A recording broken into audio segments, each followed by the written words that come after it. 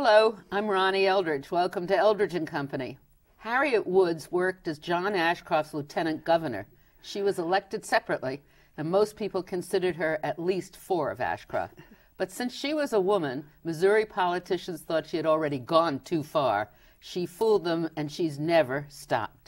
Hello, Harriet. It's so nice to have you. I love that introduction. It's usually so complicated to explain how I could be lieutenant governor. Right. Well, we're going to discuss it. Your career or life has really, it's really a recitation of the history of women in politics in recent years. It is, and that's why I want to tell the story.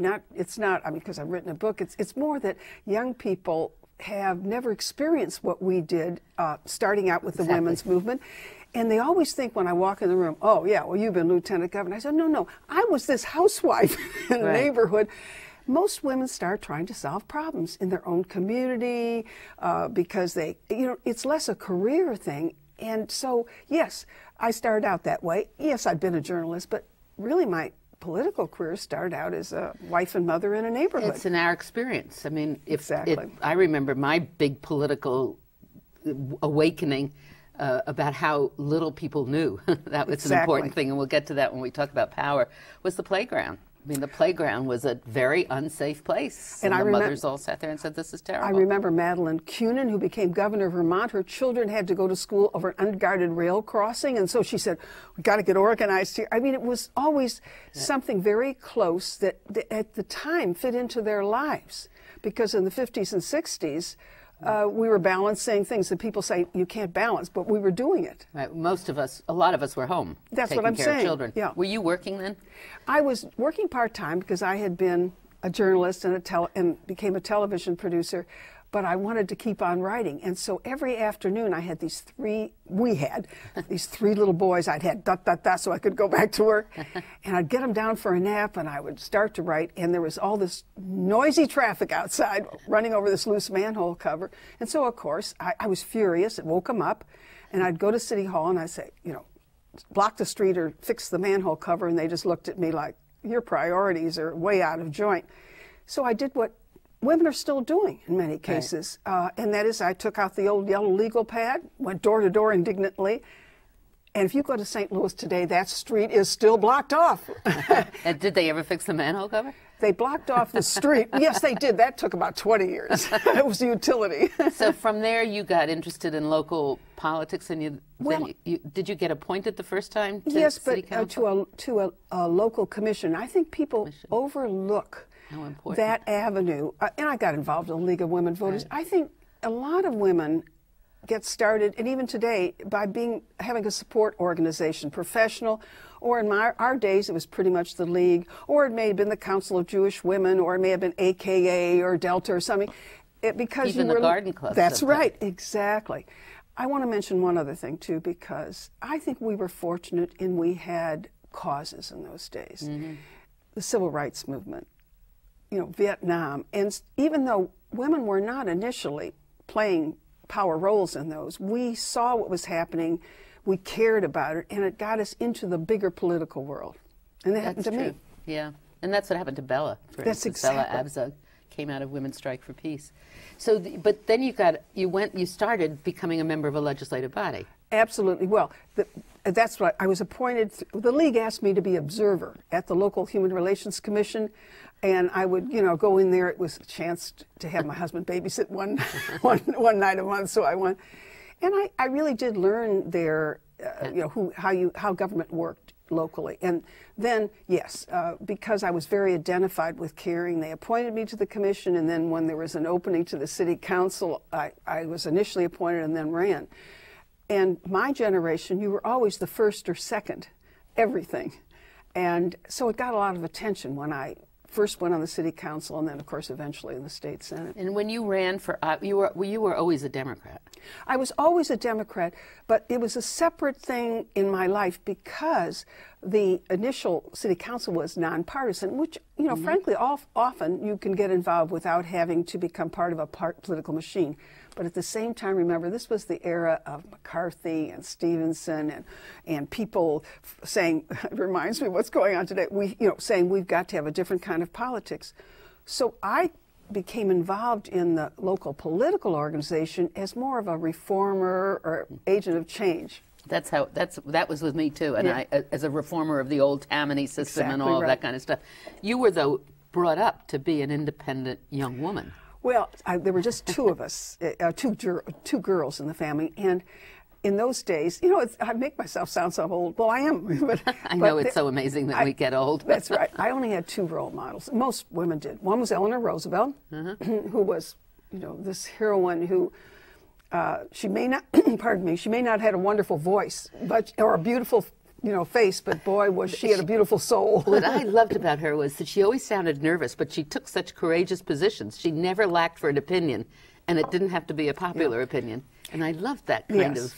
The other role model was my mother, who was, against all the odds, a nationally ranked tennis player in a time when there weren't any women's circuit. And she had done it because she had natural ability, and she would go to the park and hit with the guys, But when in our dining room, the silver cabinet wasn't filled with fine silver, it was filled with my mother's trophies. So I grew up assuming that women could do something. I didn't know what, but I was going to have my own life, and they supported me. Yes, I had a lot of self-confidence. But you didn't really expect to find the resistance you did you? I didn't either. I grew up the same way. My father thought I was the most wonderful thing that ever happened, and you just have all this confidence. But my first job was at CBS, and I could never become part of the news department because they only hired men. Your first job, you had trouble looking for a reporting job.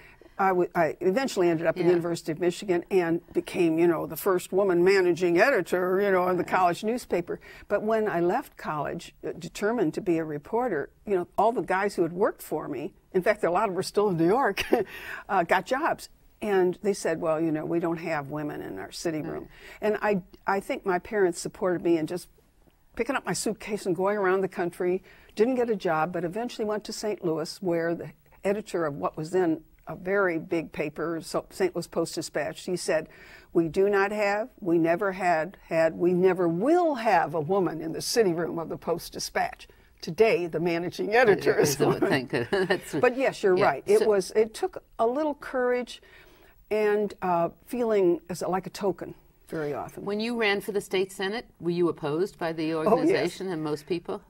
It's very regret. It's very regret. It's a matter of great regret to me that the party which I've always looked to, the Democratic Party, I'm a liberal Democrat, as a vehicle to bring about change, was so resistant to those who were not part of the establishment, and particularly in those days, women.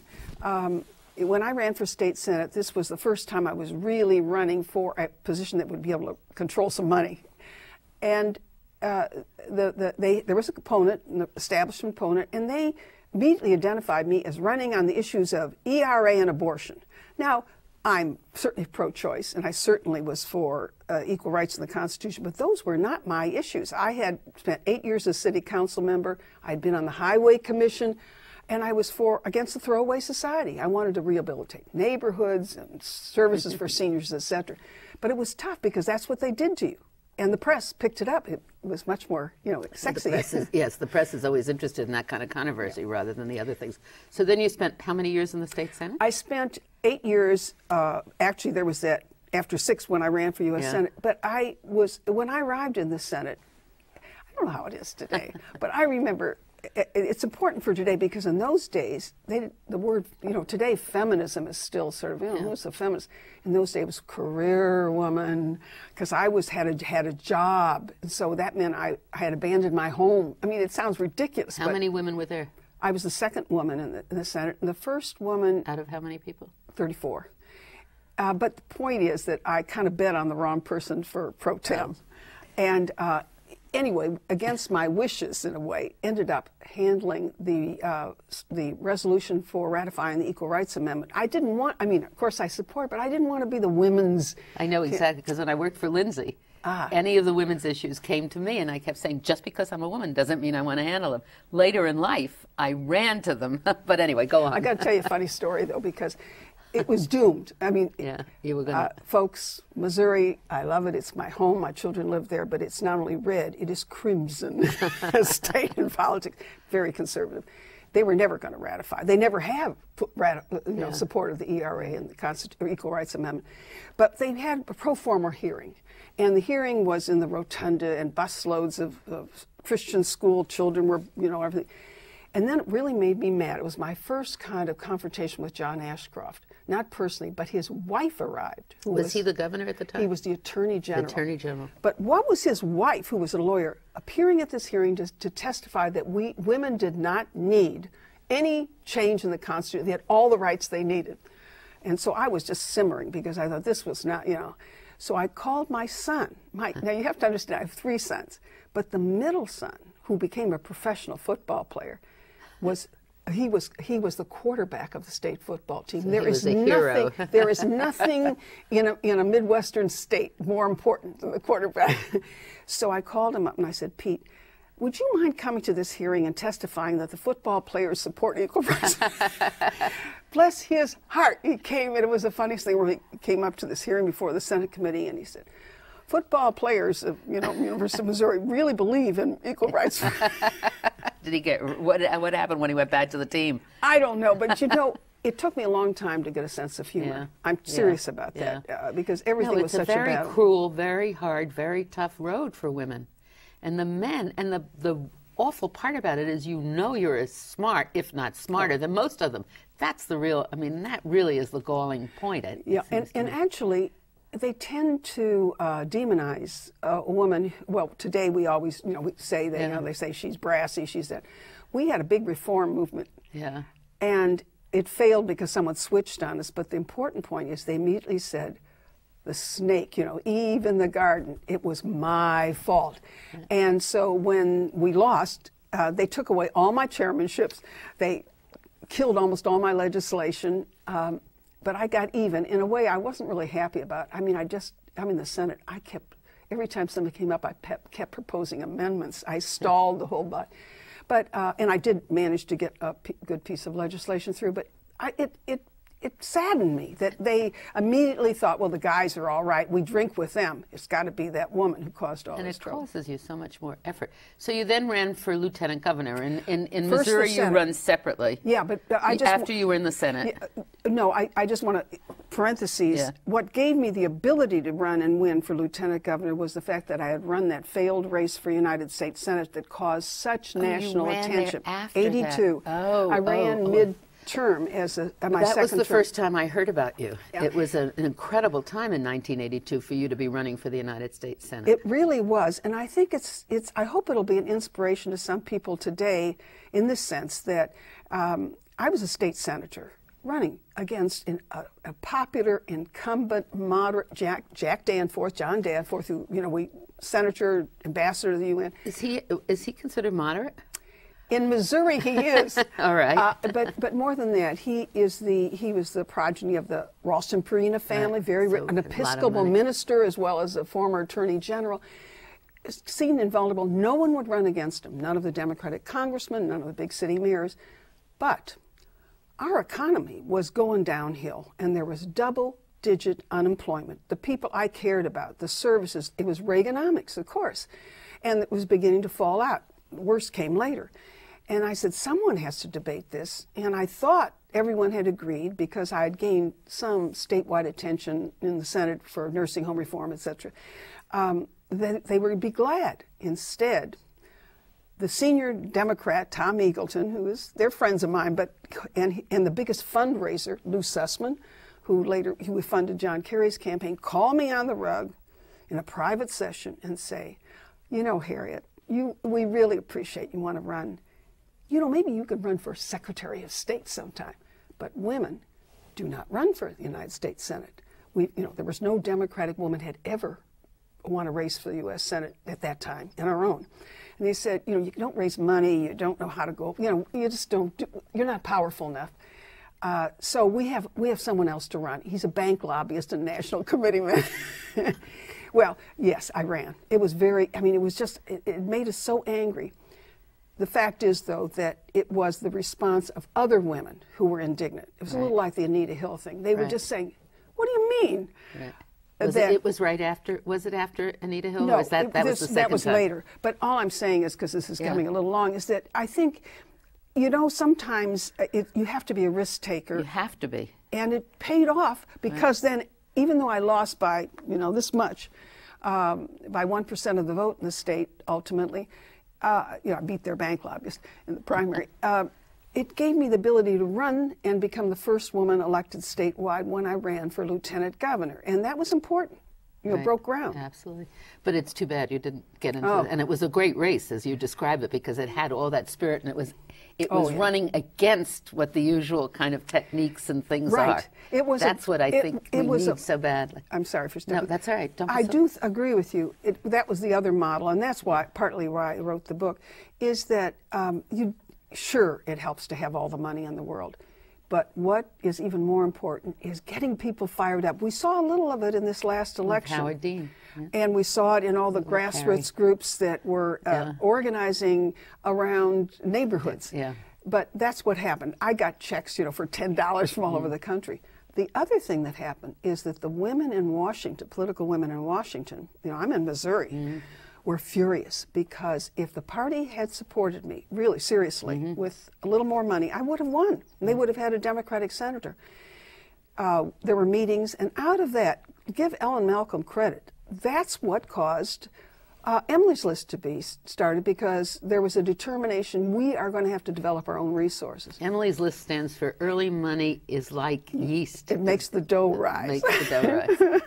And that's become a very powerful tool now for women running for national office, that they raise money from all over the country and people check off what they want. We're almost, we're half through, or more than half through, so we want to get through this career and these stories. You lost that race, but out of that came a new consciousness on the part of women and the formation of some other groups. It really and then you ran for lieutenant governor. I ran for lieutenant governor, and who was the governor but John Ashcroft? Slates. And I'll try to keep the story short, but yes, I'm a liberal Democrat. He is not just conservative, which I respect, but he is a fundamentalist, and as we've learned later, someone who will use government to restrict other people's rights. And we were in '85, a long time ago, folks, but watch out. There was new economic homelessness with women and children on the streets. We had never provided shelters for that kind of homelessness. For families. And when I went to talk to him about it, and farmers were hanging themselves. Not many, but I mean, there was a real collapse because they had expanded the credit. Never mind. But there was also an farm recession. He said, the Farm Bureau tells me everything's all right. We don't have to do anything. The church groups are taking care of everything.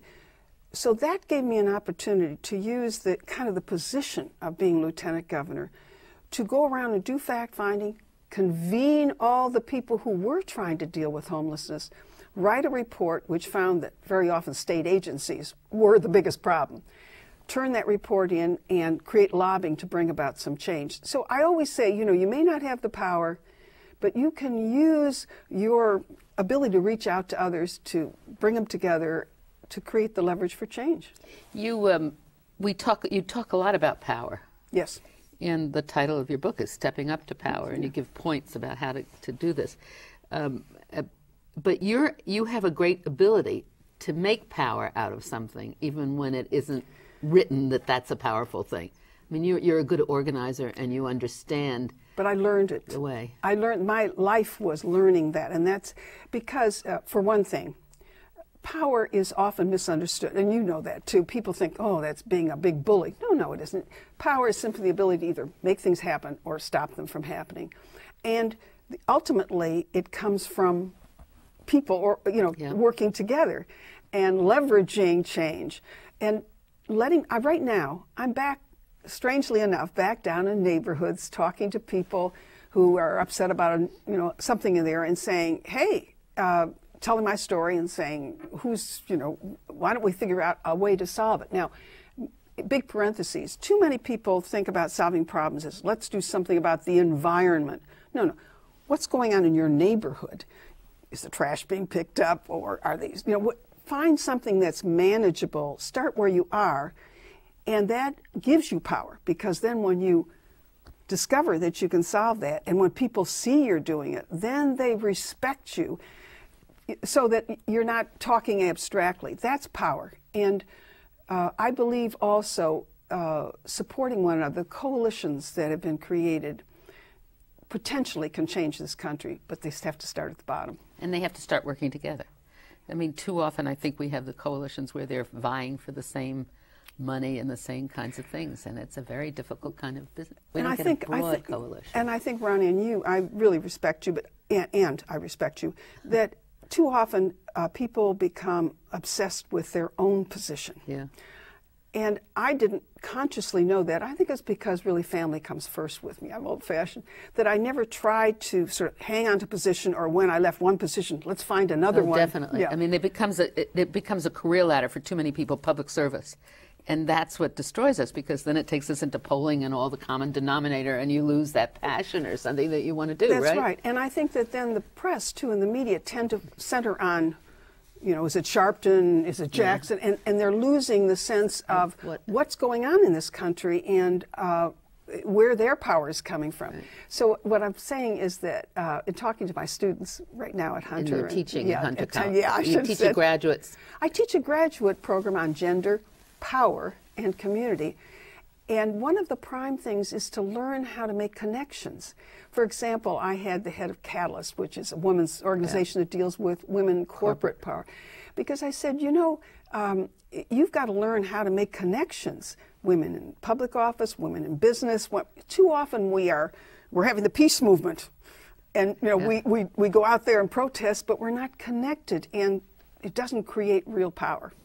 You when you started, you were an independent woman, but you wouldn't necessarily call yourself, I mean, you weren't a feminist in saying that. Oh, I see. Do you know what I mean? No, absolutely. In fact, when Bella came to St. Louis, Bella Abs, in 72, 71 she'd been elected. 72, of course, they founded the National Women's Political Caucus. She happened to be speaking in St. Louis.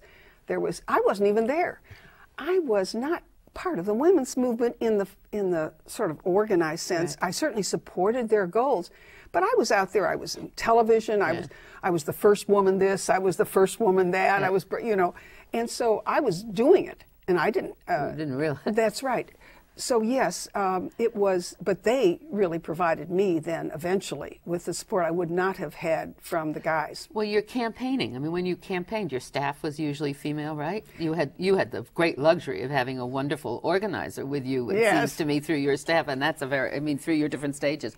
After you were lieutenant governor, you did run again for the Senate. I ran again for the Senate, and I blame myself for that loss, because that one, I was now lieutenant governor, and I thought, I've got to do it like the boys. Well, that's an interesting thing. Yeah. I raised more money than any woman had ever raised, $4 million at that time.